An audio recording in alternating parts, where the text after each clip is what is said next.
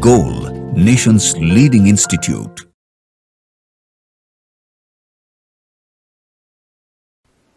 Hello students, today we are going to discuss the inorganic question of the examination, All India Test Series, Major Test 5th for the NEET 2024, which was held on 23rd March 2024. We will discuss the inorganic question of this examination. तो पहला question जो inorganic का है, question number 52. Question number 52, the difference between electron gain enthalpy will be maximum between किसके किसके बीच से maximum होता है? तो फ्लोरीन, क्लोरीन, ब्रोमीन, आयोडीन का बात करें तो फ्लोरीन से क्लोरीन का ज्यादा होता है, उसके बाद फिर घटना शुरू हो जाता है. ऐसा क्यों होता है? क्योंकि फ्लोरीन जब एक इलेक्ट्रॉन एक्सेप्ट करता है F- बनाता है, क्लोरीन जब एक इलेक्ट्रॉन गेन करता है तो Cl- बनाता है. इसका जो F- में पहले से इसके पास 7 इलेक्ट्रॉन था, एक इलेक्ट्रॉन और आ गया, इस सेकेंड शेल में जाता है और सेकेंड शेल का साइज छोटा होता है. साइज छोटा होने से उसमें रिपल्सन बहुत ज्यादा हो जाता है, मॉलिक्यूल अनस्टेबल हो जाता है, इसलिए इसका जो इलेक्ट्रॉन एनर्जी रिलीज्ड है वो कम हो जाता है. लेकिन इसमें थर्ड शेल में इलेक्ट्रॉन को एक्सेप्ट करता है और थर्ड शेल का साइज बड़ा होने की वजह से वो स्टेबल होता है और हाई अमाउंट ऑफ एनर्जी को रिलीज करता है. तो इसीलिए फ्लोरीन और क्लोरीन में क्लोरीन का ज्यादा है. अब मेरे पास दो ऑप्शन है, नियोन एंड आर्गन. तो नियोन और आर्गन में डाउन द ग्रुप जाते हैं तो साइज बढ़ने की वजह से इलेक्ट्रॉन गेन एंथैल्पी घटता है, इसलिए नियोन और आर्गन में नियोन का ज्यादा होता है, आर्गन का कम हो जाता है. नोबेल गैस में से इनका पॉजिटिव होता है, लेकिन पॉजिटिव में नियोन का ज्यादा होता है, आर्गन का कम हो जाता है. तो क्लोरीन का ज्यादा है, निगेटिव में क्लोरीन का ज्यादा है और पॉजिटिव में नियोन का ज्यादा है. तो इसलिए मैक्सिमम डिफरेंस किसके किसके बीच में आएगा? नियोन और क्लोरीन के बीच में. इसलिए 52 का सही ऑप्शन होगा, क्योंकि देखो यार नियोन है फ्लोरीन, तो फ्लोरीन का तो क्लोरीन से कम है, इसलिए डिफरेंस कम आएगा. यहाँ पे आर्गन है, क्लोरीन है, तो नियोन का आर्गन से कम हो गया, इसलिए क्लोरीन, इसमें भी डिफरेंस कम आएगा. यहाँ आर्गन है, फ्लोरीन है, दोनों कम वाला ही है, इसलिए तो डिफरेंस और कम आने वाला है वैल्यू का. तो मैक्सिमम वैल्यू किसका आएगा? 52 का फर्स्ट में आएगा. नेक्स्ट देखा जाए, अगला क्वेश्चन पे चलते हैं. 55, the correct statement among A to C regarding group 13 elements oxide. Boron trioxide is acidic. ठीक है, बहुत अच्छा है. B2O3 एसिडिक होता है, इसको पानी में डालेंगे तो बोरिक एसिड बन जाता है, H3BO3, जो कि एक नॉन प्रोटोनिक एसिड होता है, इसलिए एसिडिक है. सही ऑप्शन है यह, बिल्कुल सही है. Oxides of aluminium and gallium are amphoteric. बिल्कुल सही है. Aluminium Al2O3 and gallium Ga2O3 amphoteric होते हैं. एल्युमिनियम और गैलियम के ऑक्साइड एम्फोटेरिक होते हैं. आज सब गाय पंजाबी सॉन्ग जनाबे अली अली भी बेकार गया, एम्फोटेरिक होता है, इसलिए एम्फोटेरिक है. भी स्टेटमेंट सही है, दोनों एम्फोटेरिक होते हैं. Oxides of indium and thallium are basic. ये भी सही है. इंडियम और थैलियम के जो ऑक्साइड होते हैं ये मेटल है. इंडियम और थैलियम क्या है? ये मेटेलिक ऑक्साइड्स होते हैं, ये मेटेलिक ऑक्साइड है और therefore they are basic in nature. Metal का +1 से लेकर +3 वाला बेसिक होता है एम्फोटेरिक को छोड़कर. इंडियम थैलियम एम्फोटेरिक ग्रुप में है नहीं, इसलिए यह बेसिक होगा. तो ये भी सही है, इसलिए तीनों सही स्टेटमेंट है. A, B and C all are correct. तो 55 का सही ऑप्शन होगा ऑप्शन नंबर फर्स्ट. नेक्स्ट देखते हैं, अगला क्वेश्चन पे चलते हैं. 58, अगला क्वेश्चन है question number 58. Which of the following is correct? ये अपोजिट फेज है, ये डिफरेंट फेज में हुआ है और ये बॉन्डिंग बना दिया है. गलत है. जब ये दोनों आपस में कंबाइन करेंगे, अपोजिट फेज में जब कंबाइन करते हैं तो ये बॉन्डिंग नहीं बनाएगा. इसका जो ऑर्बिटल बनेगा ये माइनस प्लस रहेगा और ये अपना प्लस और माइनस ऐसे आ जाएगा. ये इसका नोडल प्लेन बन जाएगा. This will be the nodal plane. इसमें तो नोडल प्लेन है ही नहीं, इसमें एक नोडल प्लेन बनेगा, तो ये गलत है. सेकंड देखते हैं ना, ये भी गलत है. ये अलग अलग नहीं होगा. ये बेसिकली दोनों जब आपस में इंटरमिक्स करेंगे तो हाइब्रिडाइजेशन वाला पार्ट करेंगे. ये जब दोनों आपस में मिक्स करेंगे तो हाइब्रिड ऑर्बिटल बना लेंगे। ये बेसिकली हाइब्रिड ऑर्बिटल बना लेते हैं, इसको बोलते हैं सिग्मा sp। अगर इसको बात करें तो एक छोटा लोब एक बड़ा लोब, यहाँ पे माइनस होगा यहाँ पे प्लस हो जाएगा, इसको बोलते हैं सिग्मा sp बना लेगा। ये p है और ये s है, सिग्मा sp, तो ये भी गलत है।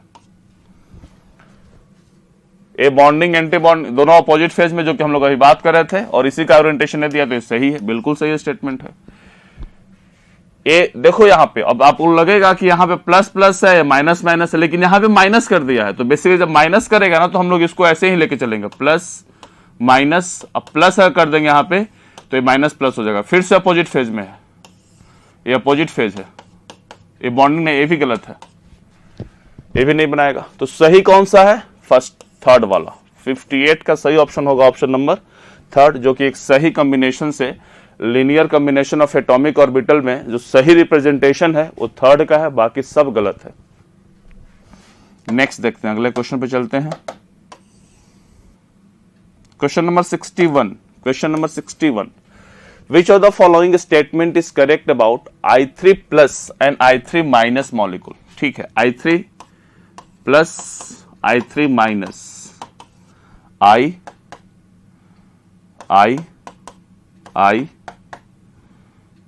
एक लोन पेयर, दूसरा लोन पेयर। आयोडीन के पास 7 इलेक्ट्रॉन होता है, एक निकल चुका है तो 6 बचेगा, तो 2 2 4 2 6, काम खत्म, इसे प्लस चार्ज आ जाएगा। इसका हाइब्रिडाइजेशन तो sp3 होगा, 2 लोन पेयर है, शेप बेंट होगा, या V बोल लो, एंगुलर बोल लो, जो बोलना है बोल लीजिए। I3 माइनस में I और एक माइनस आ गया, इसलिए नंबर ऑफ इलेक्ट्रॉन इसके पास 8 हो जाएगा, ये होगा। इसका हाइब्रिडाइजेशन अगर बात करें तो sp3d होगा, इसका शेप का बात करें तो लीनियर होगा।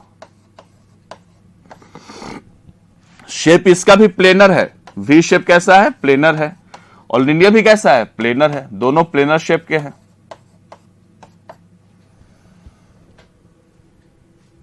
चलिए देखा जाए अब, which of the following statement is correct? Correct के बारे में पूछ रहा है। The number of lone pairs at central atom are same in both the molecular ions. गलत है ना, इसके पास लोन पेयर कितना है? 2, इसके पास लोन पेयर कितना है? 3, ये गलत है, सही नहीं है स्टेटमेंट है। Hybridization of central atom in both ions are same ना, हाइब्रिडाइजेशन इसका sp3 है, इसका sp3d है, कहां दोनों का सेम है? ये भी गलत है। बोथ आर पोलर स्पीसीज, दोनों के दोनों पोलर है, मतलब दोनों पोलर का मतलब म्यू दोनों का नन जीरो है, दोनों का म्यू, सॉरी ये तो नन पोलर हो जाएगा,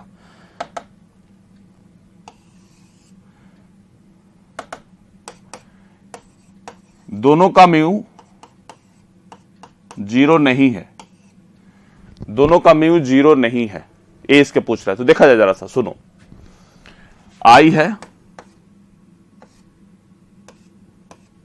इसका बेंड शेप है, एक आयोडीन यहां पे, एक आयोडीन यहां पे, एक लोन पेयर यहां पे, एक लोन पेयर यहां पे।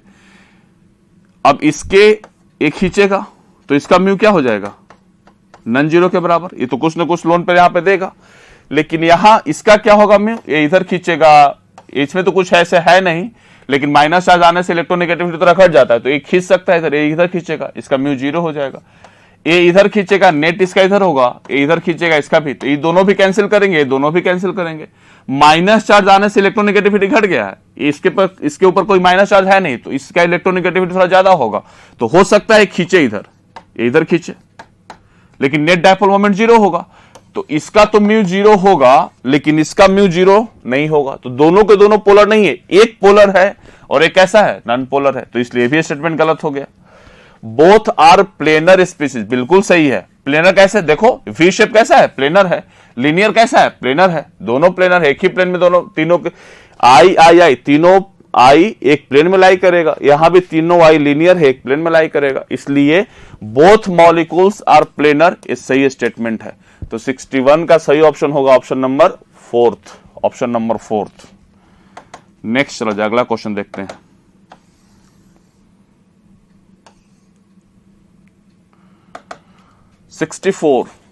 The strength of bonds formed by 2s 2s, 2p 2p, 2p 2s overlap has the order. देखिए इसमें क्या होता है कि अगर एनर्जी सेम हो,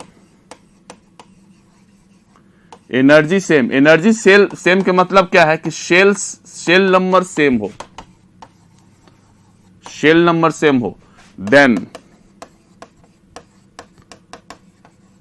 orientation will decide the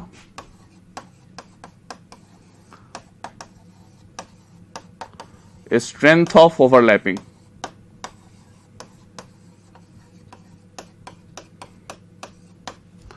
और ओरिएंटेशन बढ़िया किसका होता है? सबसे बढ़िया होता है पीपी ओवरलैपिंग का, उसके बाद होता है एसपी ओवरलैपिंग का, उसके बाद होता है एसएस ओवरलैपिंग का। क्यों ऐसा होता है? ओरिएंटेशन कहने का मतलब क्या है, जरा समझिए इसको। जैसे बाय द वे हमारे पास पी ऑर्बिटल है, देखिए इलेक्ट्रॉन का ड्राइव जितना ज्यादा होगा, इलेक्ट्रॉन का डेंसिटी जितना ज्यादा होगा, उसका ओवरलैपिंग उतना ही अच्छा होगा। सिंपल सी बात है। अगर हम एक 2 पीपी का ओवरलैपिंग कराते हैं, इसको 4 भाग में बांट दिए, अगर एक इलेक्ट्रॉन है तो इस पार्ट में रहने की, यहां तो इलेक्ट्रॉन रहेगा नहीं, यहां तो इलेक्ट्रॉन रहेगा नहीं, तो यहां पे इलेक्ट्रॉन रहने की टेंडेंसी कितना होगी? 50%। यहां पे कितना होगा? 50%। तो ये जो ओवरलैपिंग होगा 50-50% का ओवरलैपिंग है, मतलब इलेक्ट्रॉन डेंसिटी 50-50% रहेगा। लेकिन अगर एसएस का ओवरलैपिंग कराएंगे, इसको भी 4 भाग में बांट दी, एक इलेक्ट्रॉन है, सभी जगह बराबर रहने की प्रोबेबिलिटी है, तो इस क्वाड्रेंट में कितना रहेगा? 1/4। फिर दूसरा एस लेंगे, यहां भी 1/4। इसका मतलब कि 25-25% का ओवरलैपिंग है, इसलिए ये पुअर ओवरलैपिंग होगा, स्ट्रॉन्ग ओवरलैपिंग होगा। अगर एसपी लेंगे तो यहां फिर से वही हाल है, 4 क्वाड्रेंट में डिवाइड कर दिए, यहां पे होगा 50%, यहां पे होगा 25%, तो 50-25 का ओवरलैपिंग है। तो सबसे अच्छा ओवरलैपिंग पीपी, उसके बाद एसपी। 50-50-25, यहां पे 25-25% का ओवरलैपिंग होता है। तो इसलिए सबसे अच्छा PP overlapping, then SP, then SS. Third option PP, SP and SS, PP, SP and SS. तो 64 का सही ऑप्शन जाएगा ऑप्शन नंबर 3। नेक्स्ट देखा जाए, अगला क्वेश्चन पे चलते हैं।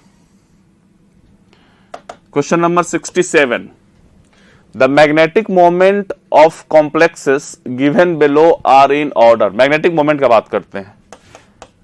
NiCO का होल 4, Ni के ऊपर चार्ज 0, 4s2 3d8, 4s2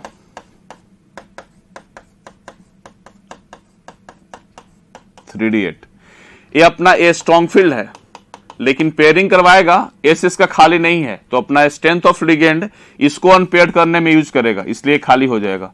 तो इसका इलेक्ट्रॉनिक कन्फर्मेशन हो जाएगा 4s0 3d10, और 3d10 होगा तो नंबर ऑफ अनपेयर्ड इलेक्ट्रॉन 0, इसलिए मैग्नेटिक मोमेंट इसका कितना हो जाएगा? म्यू स्पिन की वैल्यू 0 आ जाएगी, क्योंकि म्यू स्पिन जो हम लोग निकालेंगे √n×n+2 बोहर मैग्नेट्रॉन निकालेंगे। नंबर ऑफ अनपेयर्ड इलेक्ट्रॉन जितना ज्यादा होगा, नंबर ऑफ अनपेयर्ड इलेक्ट्रॉन जितना ज्यादा होगा, उतना ज्यादा इसका मैग्नेटिक मोमेंट की वैल्यू होगी। इसका मैग्नेटिक मोमेंट की वैल्यू 0 हो जाएगी। Mn+2 4s0 3d5, और 3d5 Cn- एक स्ट्रॉन्ग फील्ड लिगेंड है, SFL है। पेयरिंग करवाएगा, और जब पेयरिंग करवाएगा तो कितना रहेगा? एक अनपेयर्ड इलेक्ट्रॉन, तो इसका नंबर ऑफ अनपेयर्ड इलेक्ट्रॉन 1 होगा, तो μs की वैल्यू कितनी आ जाएगी? 1×1+2 √3 बोहर मैग्नेट्रॉन। क्रोमियम +3 है, क्रोमियम +3 में क्या आएगा? 4s0 3d3, और 3d3 में कोई पेयरिंग वगैरह होता नहीं है। 3d3 में 2 तो पहले अभी खाली है, तो उसको पेयरिंग क्यों करवाएंगे? अनवांटेड पेयरिंग करवाने से हमेशा बचना है, तो पेयरिंग होगा नहीं, इसलिए इसमें 3 अनपेयर्ड इलेक्ट्रॉन है। तो 3 अनपेयर्ड इलेक्ट्रॉन, तो इसका μs की वैल्यू कितनी आ जाएगी? μs इज इक्वल टू कितना आ जाएगा? 3+2 √, बोहर मैग्नेट्रॉन, तो √15 बोहर मैग्नेट्रॉन। इसमें आ जाए, कोबाल्ट +3 है, 4s0 3d6, a weak field ligand है, इसलिए पेयरिंग नॉट अलाउड। जब पेयरिंग नहीं अलाउड होगा तो 3d6 में 1 2 3 4 5 6 कितना अनपेयर्ड इलेक्ट्रॉन 4, तो मीमेस की value 4 × 4 + 2 Bohr magnetron, √24 Bohr magnetron. तो पूछ क्या रहा है क्वेश्चन में कि मैक्सिमम, अच्छा ऑर्डर पूछ रहा है, ऑर्डर, ठीक है। तो सबसे ज्यादा किसका हो जाएगा? डी का, उसके बाद किसका होगा? सी का, उसके बाद बी का, उसके बाद ए का, डी सी बी ए, डी सी बी ए, डी सी बी ए सेकेंड। इसलिए 67 का सही ऑप्शन जाएगा ऑप्शन नंबर सेकेंड। 67 का सही ऑप्शन ऑप्शन नंबर सेकेंड जाएगा। नेक्स्ट चलते हैं अगले क्वेश्चन पे। 71,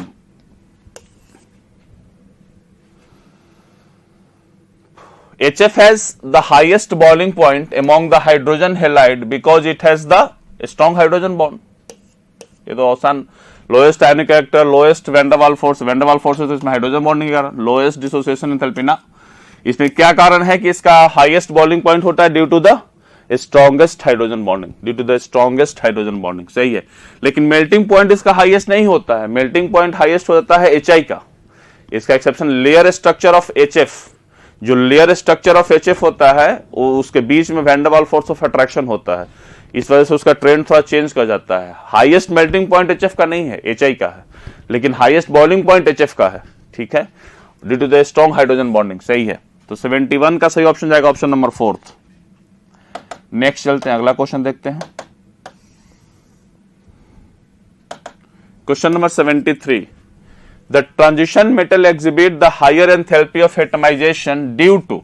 देखो ट्रांजिशन मेटल का हायर एंथैल्पी ऑफ एटमाइजेशन या फिर higher melting point in comparison to S block वगैरह पी ब्लॉक मेटल से ज्यादा होने के कारण क्या होता है, क्योंकि उनके मेटल सिर्फ मेटालिक बॉन्ड बनाते हैं, लेकिन डी ब्लॉक के मेटल मेटालिक बॉन्ड के साथ साथ कोवलेंट बॉन्ड भी बनाते हैं। जैसे मैं अगर सोडियम का बात करते हैं, सोडियम अगर सोडियम का क्रिस्टल बने तो सोडियम प्लस एक इलेक्ट्रॉन ये सब रहेगा, सोडियम प्लस इलेक्ट्रॉन ये सब है। तो इसके कर्नल, पॉजिटिवली चार्ज कर्नल और कोर इलेक्ट्रॉन या मोबाइल इलेक्ट्रॉन के बीच में जो इलेक्ट्रोस्टैटिक फोर्स ऑफ अट्रैक्शन लगता है, इसी को हम लोग बोलते हैं मेटालिक बॉन्ड।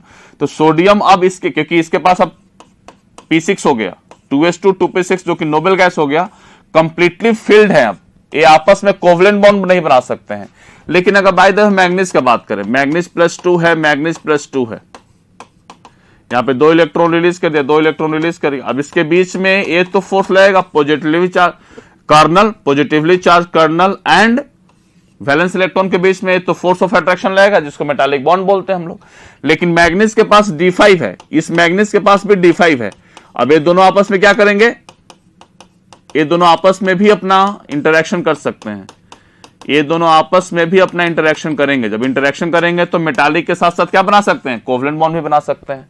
तो इस वजह से इसका मेल्टिंग पॉइंट बढ़ता है। और जब बॉन्ड ज्यादा बनेंगे तो एंथैल्पी ऑफ एटमाइजेशन, क्योंकि एटमाइजेशन क्या भैया, किसी भी स्पीसीज को उसको गैसियस सेटल में कन्वर्ट कर देना। तो गैसियस सेटल में कन्वर्ट करने को उसको तोड़ना पड़ेगा, जब तोड़ेंगे तो it requires high amount of energy. तो इसी वजह से ट्रांजिशन एलिमेंट का एंथैल्पी ऑफ एटमाइजेशन बाकी सबसे ज्यादा होता है।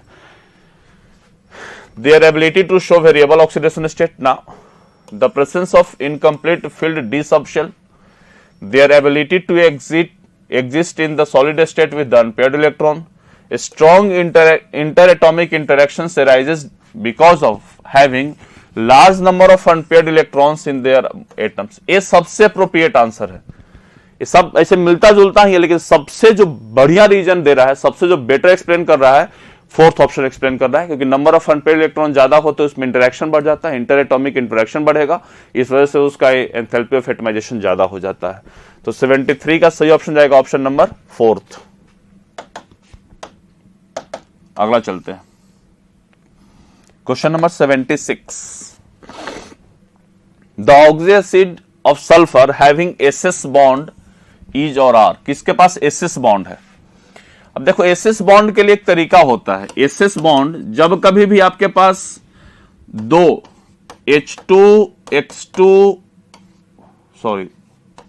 HX X2OI इस फॉर्मेट में अगर कभी भी कोई ऑक्सी एसिड है और इसमें स्ट्रक्चर का पता करना है तो कैलकुलेट ऑक्सीडेशन स्टेट। मैं इसके पहले वाले वीडियो में बताया हूं, अगर ऑक्सीडेशन स्टेट मैक्सिमम से कम आ रहा हो तो उसमें एक्स लिंकेज होगा।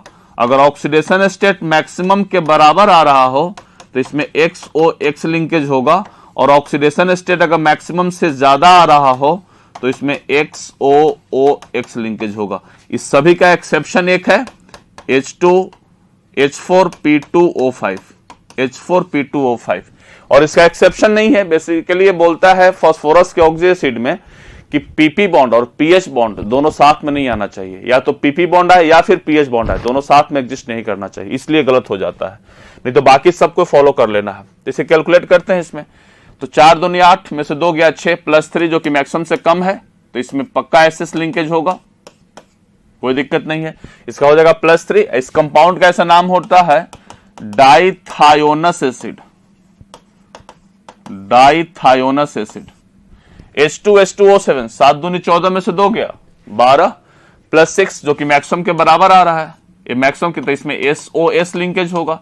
इसको ओलियम भी बोलते हैं या डाइसल्फ्यूरिक एसिड बोलते हैं, पायरोसल्फ्यूरिक एसिड इसी का नाम है, डाइसल्फ्यूरिक एसिड बोलते हैं, पायरोसल्फ्यूरिक एसिड, या इसका कॉमन नेम ओलियम के नाम से भी जाना जाता है। तो इसमें SS लिंकेज नहीं होगा, गलत स्टेटमेंट है सर। H2H2O6 6 दूनी 12 में से 2 गया 10 +5 है, इसका भी मैक्सिमम से कम है, इसमें भी SS लिंकेज होगा, तो ये भी सही है। H2H2O3 ये तो बहुत रिनाउंड कंपाउंड है, ये तो बहुत रिनाउंड कंपाउंड है। S double bond S double bond O OH OH, ठीक है, डाइसल्फ्यूरिक एसिड। तो H2H2O3 इसका स्ट्रक्चर होता है, तो इसमें SS लिंकेज तो है नहीं, तो ये भी गलत है। तो सही कौन सा है? First and third, A and C में SS लिंकेज है, A एंड C में SS लिंकेज है, इसलिए 76 का सही ऑप्शन होगा option number first, A and C। Next देखते हैं, अगला क्वेश्चन पे चलते हैं।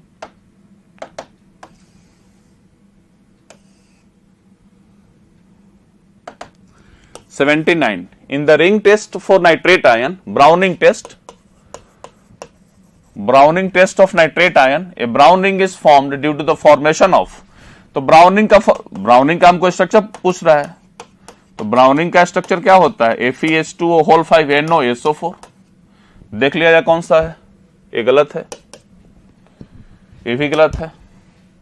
FeH2O5 NO+2 SO4 लिखो, यहाँ पे 2+, यहाँ पे 2- हो जाएगा, तो सही है। FeH ना, ये गलत है, तो सही कौन सा होगा? थर्ड, 79 का थर्ड। इसी को बोलते हैं ब्राउनिंग कॉम्प्लेक्स, यही ब्राउनिंग कॉम्प्लेक्स है, उसी का स्ट्रक्चर पूछा है, तो 79 का सही ऑप्शन नंबर थर्ड जाएगा। नेक्स्ट देखा जाए अगला क्वेश्चन 82। अगला क्वेश्चन 82 है, match the column 1 with column 2। Lanthanoid which shows +4 oxidation state, cerium कहां गया? सीरियम +4 शो करता है नोबेल गैस कन्फिगरेशन की वजह से। ये आपको बिल्कुल दिमाग में रख के चलना है कि प्लस पूरे लेंथेनॉइड और एक्टिनॉइड में most stable oxidation state +3, lanthanoid +2 +4 दोनों शो करता है। कौन कौन से एलिमेंट +2 एंड +4 शो करते हैं? और एक्टिनॉइड में वेरिएबल ऑक्सीडेशन स्टेट है, +2 नहीं शो करता। Actinoid does not show +2 oxidation state, +3 से लेकर +7 तक शो करता है। Just like D block element जो पिरामिड बनता है ना, उस तरह से इसमें भी पिरामिड बनता है। तो ऑक्सीडेशन स्टेट पे थोड़ा सा एनसीईआरटी के थ्रू गो थ्रू होना बहुत जरूरी होता है। तो +4 oxidation state cerium, although cerium का +4 ऑक्सीडेशन स्टेट अनस्टेबल है, रेडली कन्वर्ट इनटू +3, और क्योंकि इसका इनोट वैल्यू 1.74 वोल्ट पॉजिटिव में, जब इनोट वैल्यू पॉजिटिव होगा तो रिएक्शन स्पॉन्टेनियस होता है। जब रिएक्शन स्पॉन्टेनियस होगा इसका मतलब कि इसको फॉरवर्ड डायरेक्शन में जाने की टेंडेंसी ज्यादा होगी, प्रोडक्ट ज्यादा स्टेबल होगा। तो cerium +3 is more stable, cerium +3 is more stable, therefore इसका इनोट वैल्यू पॉजिटिव है। तो लेकिन +4 शो करता है, सही है। Lanthanoid which shows +2 oxidation state, +2 oxidation europium and ytterbium दोनों शो करता है, यूरोपियम भी शो करता है एंड याट्रिबियम भी शो करता है। तो europium,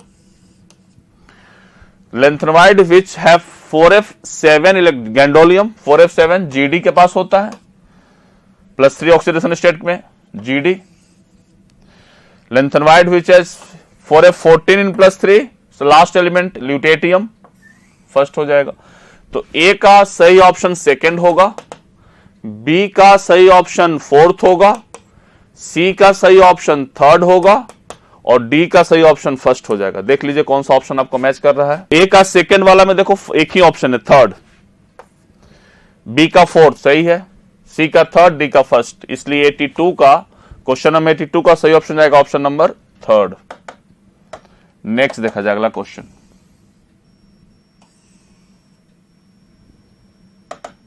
question number 84, 3 arrangements are given below for the complex this one, which one is the wrong statement? ठीक है, A and B are geometrical isomerism, A and B are बिल्कुल सही है। देखो यहाँ पे B R यहाँ पे सिस पोजिशन पे, यहाँ पे ट्रांस में चला गया, बिल्कुल GI है, सही है स्टेटमेंट है। B and C are optical isomerism, B and C are optical isomers, optical के लिए मिरर इमेज होना चाहिए। देखो दोनों एक दूसरे का मिरर इमेज है क्या? बिल्कुल मिरर इमेज नहीं है, तो ये गलत स्टेटमेंट हो गया, मिरर इमेज नहीं है। A and C are optical isomers, A and C are देखो A और C, B को ढक लो, left appear right, left appear right, right appear left, check कर लो जरा सा, left appear right, B R यहां पे था, लेफ्ट में राइट में चला गया, NH3 राइट में, लेफ्ट में था, राइट में चला गया, ये इस साइड था, इस साइड चला गया, ये दोनों एक दूसरे का मिरर इमेज साफ साफ दिख रहे हैं, तो इसलिए A and C are optical isomer बिल्कुल सही है। B and C are geometrical, B and C are geometrical बिल्कुल सही है। ये सिस पे थे, ट्रांस पे चले गए हैं, देखो इस सिस पोजीशन पे है, ट्रांस पोजीशन पे चले गए हैं, तो ज्योमेट्री ये भी सही है। क्या क्वेश्चन पूछ रहा है? Which of the following is wrong statement, तो रॉन्ग कौन सा है? सेकंड है। B and C are not the optical isomer, optical isomer होने के लिए इनके पास मिरर इमेज होना चाहिए एक दूसरे का, है नहीं, इसलिए 84 का सही ऑप्शन होगा option number second.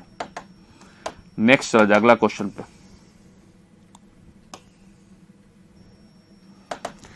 85, which one of the following pairs of ion have same electronic configuration, same electron, 4s0 3d3, 4s0 3d5, नहीं है, गलत हो गया, 4s0 3d5, 4s0 Fe+3 है, 3d5 सही है, दोनों का यही होगा। 85 का सही ऑप्शन ऑप्शन नंबर सेकंड होगा, लेकिन आगे देख लिया जाए, 4s0 3d5, 4s0 3d6 ना, गलत हो गया, 5 6 है, 4s0 3d0, 4s0 3d3 गलत है, तो सही कौन सा होगा? 85 का second, second has got same electronic configuration. अगला क्वेश्चन पे चलते हैं। Question number 97, among the following given species F3 minus SbCl6 ICl6 BCl6 minus how many does not exist? ठीक है, F3 minus एग्जिस्ट नहीं करता है, SbCl6 एग्जिस्ट नहीं करता, ICl6 एग्जिस्ट नहीं करता है, PCl6 एग्जिस्ट करता है, PCl6 माइनस। देखो SbCl नाइट्रोजन फैमिली का ग्रुप है, तो नाइट्रोजन फास्फोरस आर्सेनिक एंटीमोनी ये सब 5 ही बॉन्ड बना सकते हैं, 5 ज्यादा बॉन्ड बना नहीं सकता है, 6 बॉन्ड कभी नहीं बना सकते हैं।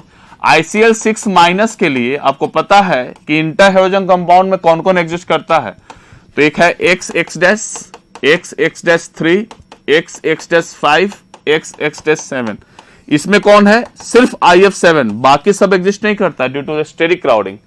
XX-5 में IF5, ICl5, sorry IF5, ClF5, BrF5, बस यही एग्जिस्ट करता है, इसके अलावा कोई एग्जिस्ट नहीं करता है ड्यू टू स्टेरिक क्राउडिंग। इसमें बात किया जाए तो IF3, ClF3, BrF3 और एक और आता है BrCl3, इसके अलावा कोई एग्जिस्ट नहीं करता, इसमें सारे एग्जिस्ट करते हैं। तो देखो इसमें आपको ये आ रहा है क्या? ICl5 आ रहा है, देखो चेक करो, इसमें ICl5 तो नहीं है, BrF5 है, ICl5 नहीं एग्जिस्ट करता ड्यू टू स्टेरिक क्राउडिंग। जब ICl5 एग्जिस्ट नहीं करता है तो ICl6 कहां से एग्जिस्ट कर सकता है? भी नहीं संभव है। Sb में 6 बॉन्ड नहीं बनाने की क्षमता है, इसलिए एग्जिस्ट नहीं करेगा। आयोडीन में ICl6 स्टेरिक क्राउडिंग की वजह से एग्जिस्ट नहीं करता है।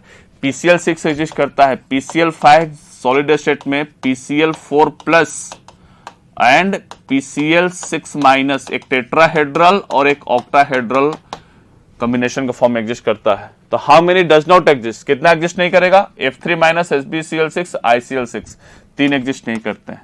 इसलिए 97 का सही ऑप्शन होगा option number second. Next move करते हैं, अगले क्वेश्चन पे चलते हैं। 100, question number 100, the dipole moment of ortho meta and para dichlorobenzene will be in the order ortho meta and para Cl Cl Cl Cl Cl Cl, ठीक है। Mu net is equal to root under μ1 square plus μ2 square plus 2 μ1 μ2 cos theta होता है। अगर दोनों का nature same है, दोनों group same है, तो यहाँ पे प्लस लिखेंगे। अगर दोनों का नेचर डिफरेंट हो जाए तो यहाँ पे माइनस कर देते हैं। हमारे पास दोनों सेम है इसलिए प्लस का बात करेंगे।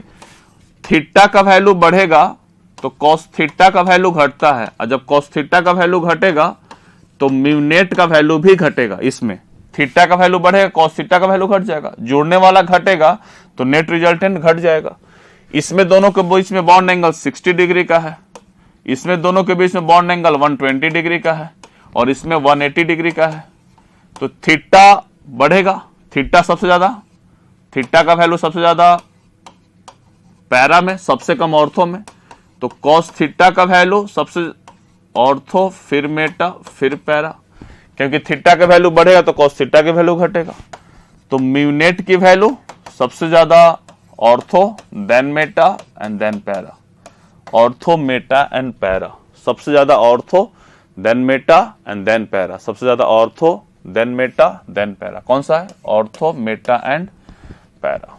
तो इसलिए डायपोल मोमेंट का सही ऑर्डर होगा ऑर्थो, मेटा एंड पैरा। 100 का सही option option number 4th। Thank you so much. This is all about your inorganic question answer. Thank you everyone.